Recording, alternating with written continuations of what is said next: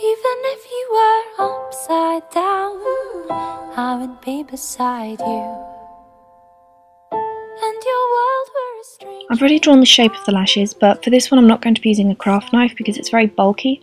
So instead I'm going to be using a craft pen knife because it's a lot more like a pen and it's a lot easier to manoeuvre. The easiest way to cut this out is just to press it down, move along, press down again, because sometimes when you're trying to do it in one clean swipe, it can be really easy to just lose control and accidentally cut what you're working in half.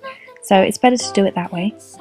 After you've done this, we're going to move on to a yellow nail varnish, and I'm just going to cover the top of the lower lash.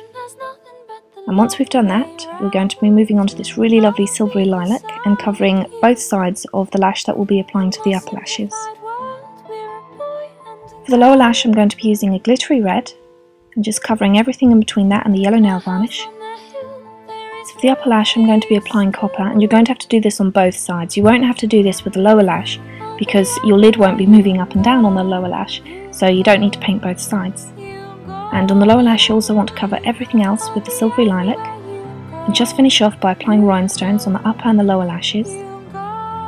The easiest way to do this is just to get some lash glue or ordinary glue and a wet cotton bud to pick up the rhinestones, stick them down, and that's it, you're done. In my house on the hill, there is room for you still.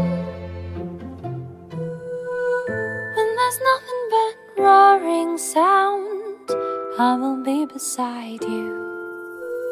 When there's nothing but the long drop down, I will be beside you.